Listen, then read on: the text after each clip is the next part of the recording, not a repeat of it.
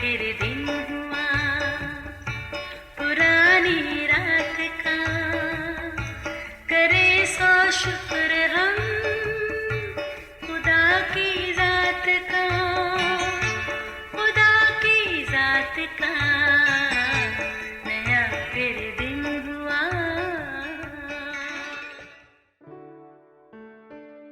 آج کی آیت، تم مانگتے ہو پر پاتے نہیں، اس لیے کہ بری نیت سے مانگتے ہو تاکہ اپنی عیش و عشرت میں خرچ کرو۔ یعقوب 4 باب 3 آیت۔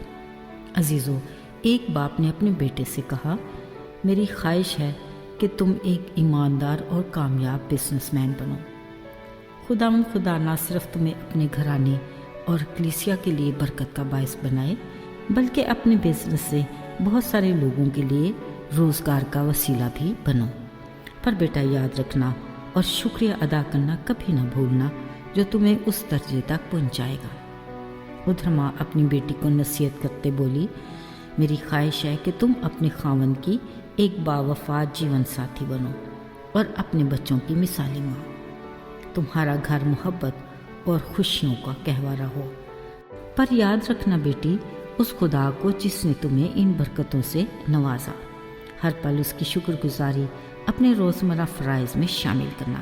عزیزو، یہ خواہش کی وہ صورت ہے جو تمام والدین اپنے بچوں کے لیے کرتے اور دعا گو رہتے ہیں۔ علاوہ ازیں ہمارے پاس بہت ساری خواہشات کے انبار لگے ہیں جو ہمارے دلوں کے آنگن میں بڑے پیڑ کی مانند ہیں، جو بے موسم کھلتے ہیں، اور ان خواہشات میں زیادہ کا تعلق ہماری ذات سے ہے، جن کا سلسلہ خدا سے ہی جڑا ہے۔ ہم بھی ہر وقت اسی سے ہی مانگتے رہتے ہیں۔ ہمیں اس بات کا پورا یقین ہے کہ وہ ہمیں ضرور دے گا، کیونکہ ہم خدا کے ساتھ اپنے رشتے کی اہمیت کو سمجھتے ہیں، کیونکہ انسانی رشتوں میں بعض اوقات اس طرح کی یقین دہانی کچھ مشکل ہے، مگر خدا کے معاملے میں قطعاً شک کی گنجائش نہیں۔ ہمیں یقین اور بھروسہ ہے کہ جو کچھ ہم اپنے آسمانی باپ خدا سے مانگیں گے وہ ہمیں ضرور دے گا، فقط ہمیں صحیح معنوں میں مانگنا آنا چاہیے۔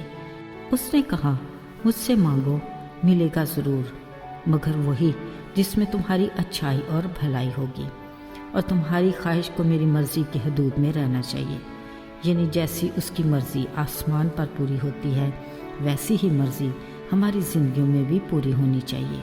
اس نے اپنے کلام سے ہمیں آگاہ کیا کہ میں اپنے لوگوں سے اپنی کسی نعمت کو باز نہیں رکھوں گا۔ اس بڑے اعزاز کے لیے ہمیں کس قدر خدا کے شکر گزار ہونا چاہیے۔ عزیزو، ہماری بہت سی خواہشات کی تکمیل کے باوجود لگتا ہے ابھی بھی ہماری تسلی نہیں ہوئی، کیونکہ ہم تو سوچ رہے ہیں کہ ہماری بہت ساری خواہشات ابھی پورا ہونا باقی ہیں۔ ایسی صورتحال کی کوئی تو وجہ ہوگی۔ اس بارے میں خدا ہمیں شکوک و شبہات میں نہیں رکھتا، بلکہ واضح لفظوں میں آگاہ کرتا ہے کہ تم مانگتے ہو پر پاتے اس لیے نہیں کہ بری نیت سے مانگتے ہو تاکہ عیش و عشرت میں خرچ کرو۔ وجہ صاف ظاہر ہے، اور عزیزو سچ بھی یہی ہے۔ پھر بھی ہم ضدی بچوں کی طرح مانگتے ہی رہتے ہیں، پر ہمارا آسمانی باپ خدا ہماری محبت میں اپنے اصول پر بھی قائم رہتا ہے۔ وہ نہیں چاہتا کہ ہم کسی ایسی آزمائش میں پڑیں کہ ہم گمراہی کا شکار ہو جائیں۔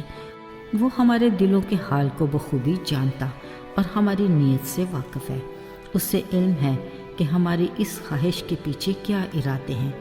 عزیزو، ہمارا خدا سمجھتا ہے کہ رنگ و نور کی اس اماج گاہ میں ہمارے شوق کس حد تک ہیں۔ بلا شبہ ہم نمود و نمائش کی دوڑ میں شامل ہونے کے خواہش مند ہیں تاکہ اپنے معاشرے میں صاحب حیثیت کہلائیں۔